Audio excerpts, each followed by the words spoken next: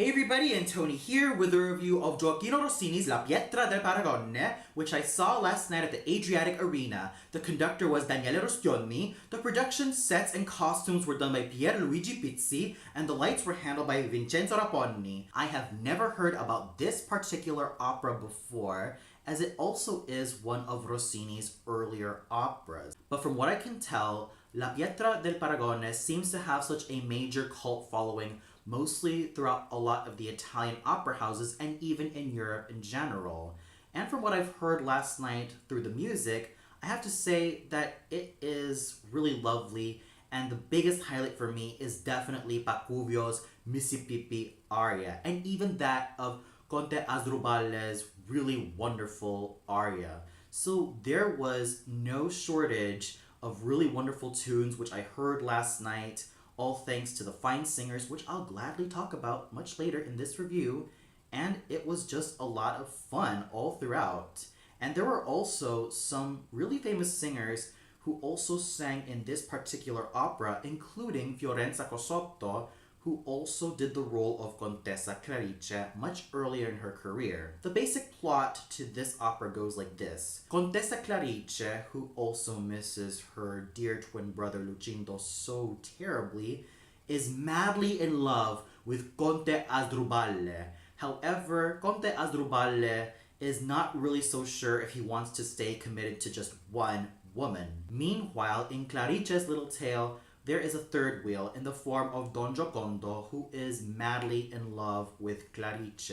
On the other side of the story, we have Baroness Aspasia and Donna Fulvia, who also covet the Count, even though they are pursued by Macrobio and Pacuvio respectively, who are also head over heels for them, with Pacuvio constantly wooing Donna Fulvia with his poems, and Macrobio just trying to get Baroness Aspasia's love. Throughout the entire opera, hijinks ensue, including Count Asdrubale coming in as an African in disguise, a duet between Count Asdrubale and Don Giocondo, and even Contessa Clarice disguising herself as her twin brother Lucindo.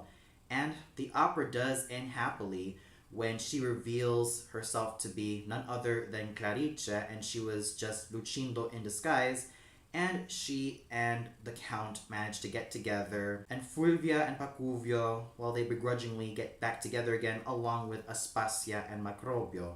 So all ends happily with this particular opera, especially for Clarice and Count Asdrubale. As I stated before, there were a lot of really fine tunes, and the story did seem rather fun to witness, and I definitely had a really enjoyable time last night. And now let's get to the production. Overall, I found it to be quite fun to watch. I'm sure that the people behind this particular production were scouting for opera singers who had really great bodies to fit these particular parts, and they seem to set the entire thing in one mansion as if to state that it's sort of like the life of the rich and famous, especially considering that it is Count Asdrubale's pad, and he seems to move the story along in his particular mansion. The first act, at least in my opinion, was a bit of a fan service fest, where we see a lot of men being shirtless and in Speedos,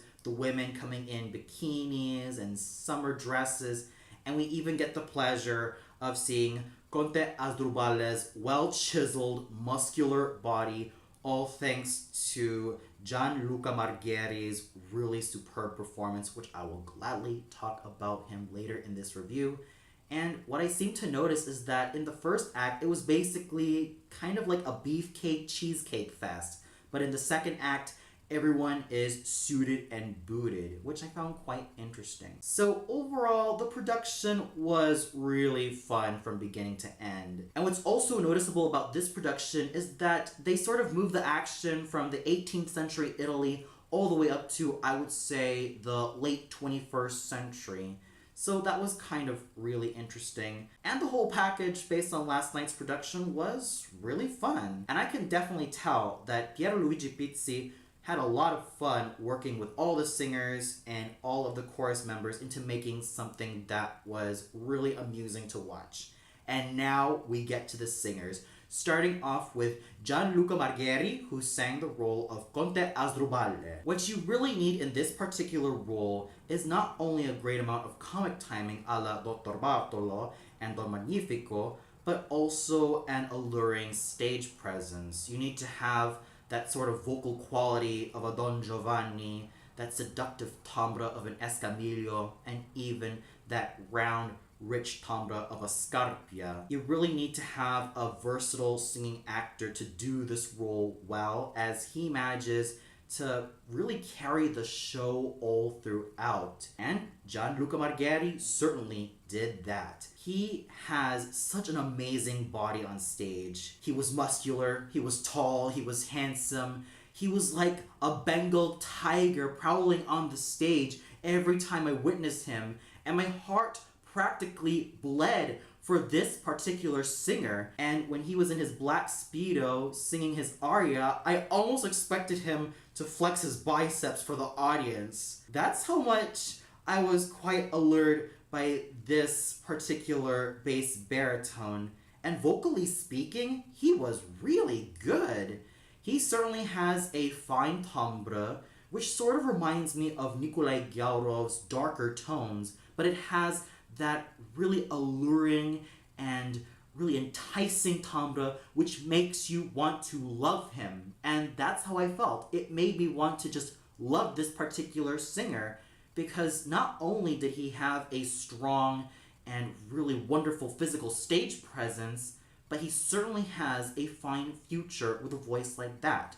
I'm sure that in 5 to 10 years' time, he'll probably be singing roles like Enrico from Anna Bolena, Banco from Macbeth, Scarpia from Tosca, Escamillo from Carmen, I'm not so sure if he already sang that role, and many other roles suitable for a dramatic bass baritone. So what more can I say about Gianluca Margheri? He certainly stole the show, and not to mention, he was the biggest star of the evening. His overall charisma, his overall swagger, and everything about him just made me feel so excited to see where his career is gonna go. And not only did he have a very superb body on stage, but he had a really good voice, which he played off of very well. It was a round and alluring timbre, and it managed to hypnotize me so much. He was, simply put, a grand charmer from beginning to end. I was totally enticed by his performance, and he stole the show all the way through. Then we go to Contessa Clarice, who is sung by the young Japanese mezzo Aya Wakizono. And what you need in Contessa Clarice is not only a wonderful coloratura contralto who can specialize in a lot of the leaps, trills, and all of that great coloratura skill, but you also need to have someone with the low notes of an Isabella or Asace, the middle notes of a Fenenna, and even the high piercing notes of a Cassandre or Prezzosilla. You need to have a very superb singing actress who can not only navigate those really tough vocal lines, but also be very alluring on stage and be very involving as a singing actress. And Aya Wakizono certainly was a lovely figure on stage. She had a darling stage presence, youthful and bright and enthusiastic. She was able to be quite angelic on stage that I practically had my eyes glued to her from beginning to end. She was really lovely as Contessa Clarice, that she stood as one of the brightest stars among the women wonderfully. Her solo arias were well sung with great technical skill, and her high notes were really beautiful to listen to. She has a great future ahead of her. I cannot wait to see where her career will lead her to, and I am sure that she will definitely dominate more stages in the very future.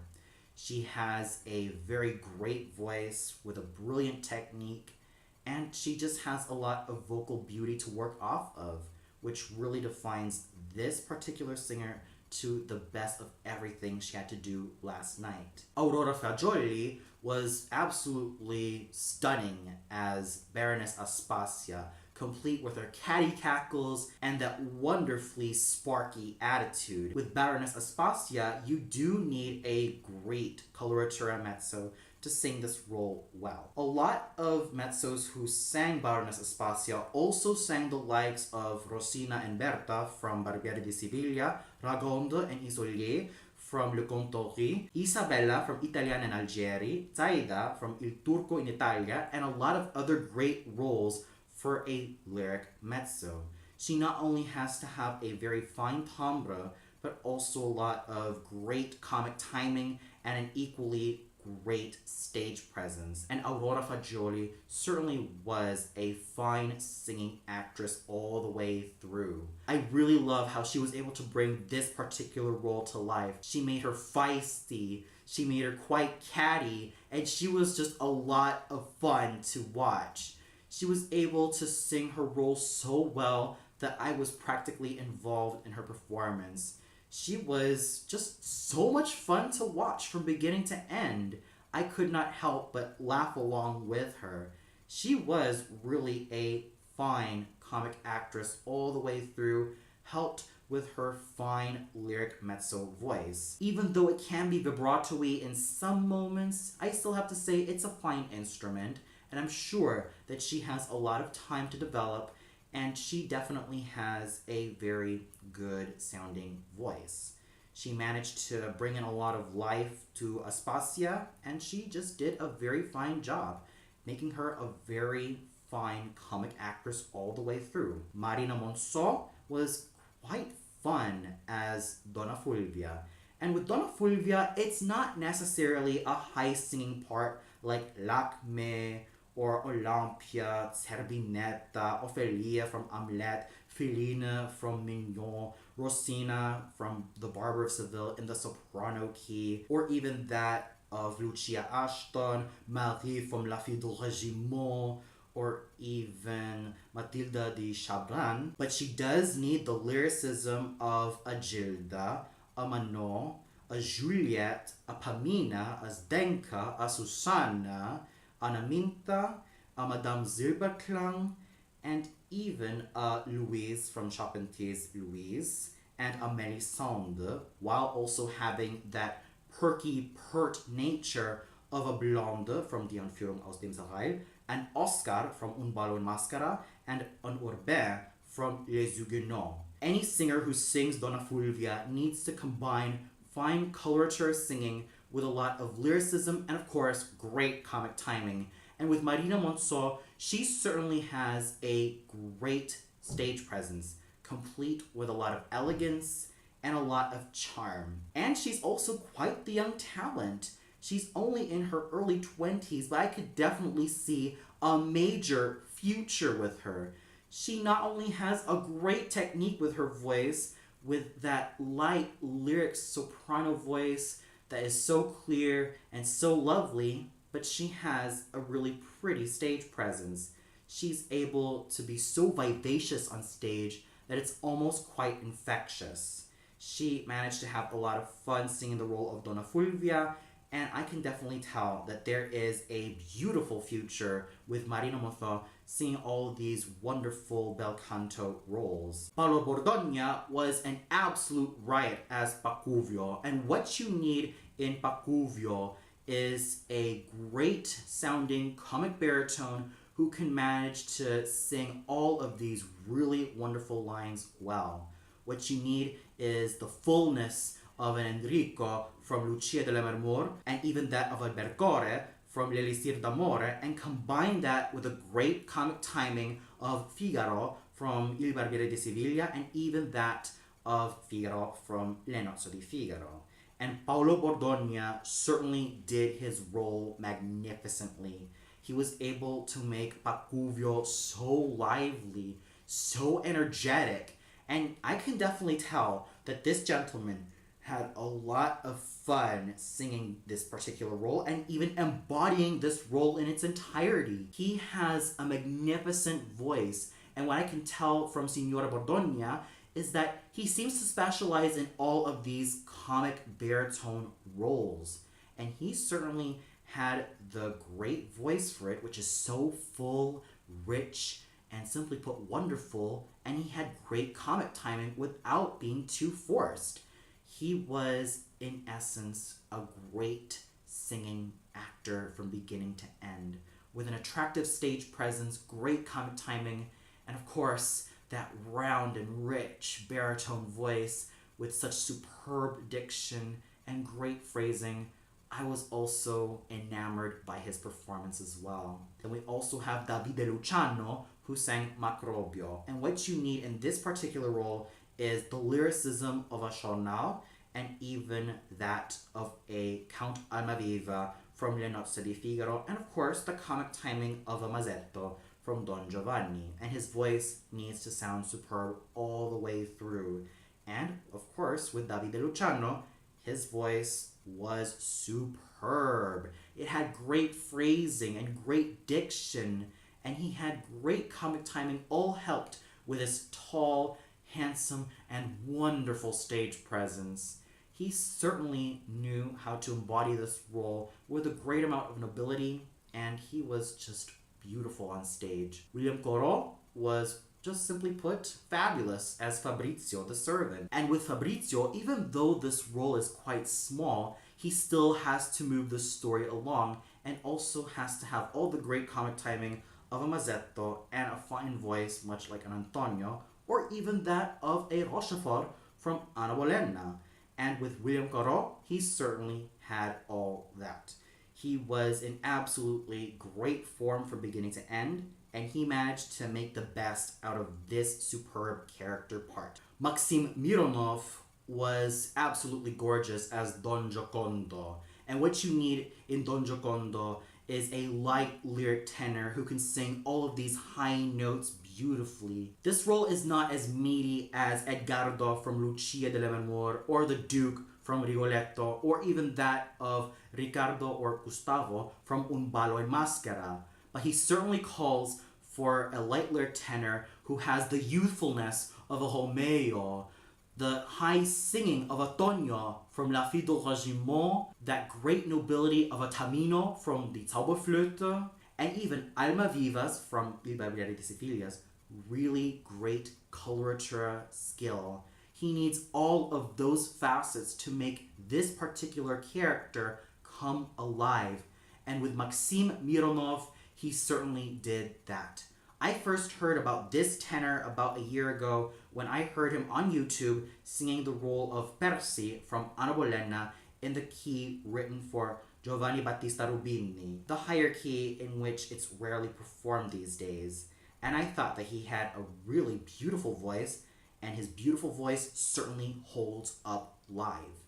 Yes, it's not the most powerful, but it has skill, it has beauty, it has precision, it has a very pleasant timbre, and he was an overall pleasant figure to witness on stage. His voice was like balm to my ears, and his stage presence was almost like an ointment to my eyes. It just makes me feel so relaxed and relieved just watching this particular tenor just do his thing from beginning to end, all thanks to that grace he gives to this character. And of course, he is a brilliant tenore di grazia. Sure, I would have also loved to see him belt out a few extra super high notes here and there, but what he had to offer as Don Giocondo was a lot of exuberance, pleasance, and charisma. He was a very fine tenor all the way through, helped with a very gorgeous and wonderful stage presence, and a voice which just sounds like honey to my ears. So overall, the singing was really great all across the border, and the standouts really have to be Gianluca Margheri's masculine Conte Asdrubale, Aya Wakizono's gorgeous and noble Contessa Clarice, Maxim Mironov's elegant Don Giocondo, Paolo Bordogna's really funny Pacuvio, Davide Luciano's masculine and wonderful Macrobio, and of course, Aurora Fagioli's and Marino Monso's absolutely catty and rollickingly funny Aspasia and Fulvia, and of course, William Corot's wonderful contributions as Fabrizio. and the conducting done by Daniele Rostioni was wonderful all throughout. He made sure that the orchestra and the chorus and all the singers went together, and I can definitely tell he certainly had a lot of fun in his role as the conductor, and he just led everything wonderfully. And the chorus and the orchestra did their roles well. So overall, this was definitely a great starter to the Rossini Opera Festival, at least in my experience. Every singer had his or her own form of charisma, and last night's production was, just simply put, fun all the way through. And for those of you who caught this particular production of Rossini's La Pietra del Paragone, what did you think of it? Did you feel like Gianluca Margheri stole the show as Count Asdrubale? Did you feel like there was another singer who stole his thunder? Or did you feel like there was something that just didn't really hold up? Comment below and let me know. Well, that's all for now. Be sure to tune in later for my review of Rossini's Dorvaldo e Dorlisca at the Teatro di Rossini. So until then, have a great day, everybody.